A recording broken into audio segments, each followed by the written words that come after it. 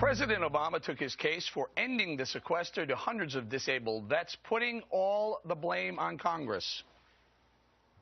Right now, we've got these reckless across-the-board budget cuts called the sequester that's hitting a lot of folks hard. And it's cost jobs, it's hurting our military. I made it clear that your veterans' benefits are exempt from this year's sequester. I've made that clear. But I want to tell you, going forward, the best way to protect the VA care you have earned is to get rid of this sequester altogether. But wasn't the sequester his idea in the first place? Joining us now is CEO of Concerned Vets for America, Pete Hegseth. Pete, what about that? First of all, just to give us a sense, the veterans were sitting there, disabled vets were sitting there. They were listening to President Obama basically pointing his finger at Congress, saying it's their fault that the sequester's in place. Your benefits are safe now because of me, but next year maybe not. What was the response? Well, I wasn't in the room, but they're effectively listening to a veiled threat.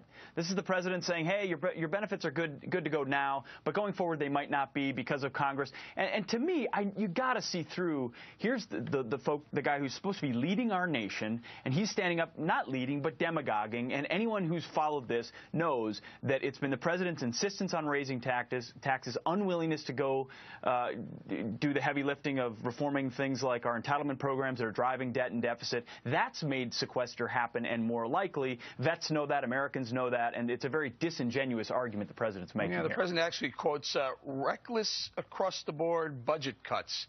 Reckless? We're $16 trillion in debt. Maybe not so reckless.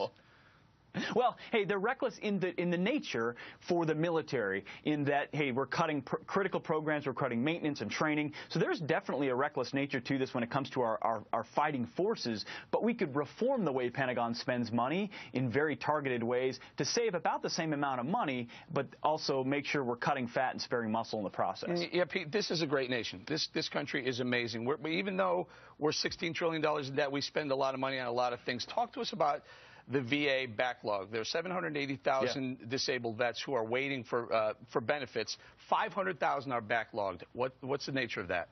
Boy, yeah, you heard the president say we're not doing enough on that. This is the first time he's talked about it in years. Our group, Concerned Vets for America, other groups have been pushing really hard on this issue. The only thing he really mentioned with the backlog is, hey, it's taken too long, but it's gone down 20%. Yeah, it's gone down from nearly 1 million on the pending side to 800,000, and backlog from 600,000 to 500,000. There are still 500,000 veterans in America waiting in line. That's not good enough. And you know why? Because VA is a bloated bureaucracy that's never been truly reformed. And if the president wanted to turn that around, he would bring some accountability to that department. Either Secretary should step down, or he should be empowered to hire and fire as necessary in the department where you can't even get rid of the worst apples. Pete, I only have about half a minute or so. This backlog has increased under President Obama, even though it's coming down from its peak, right?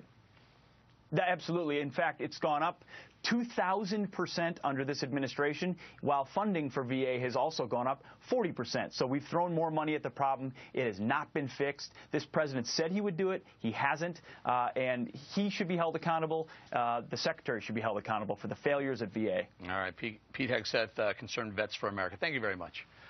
Thanks, Eric.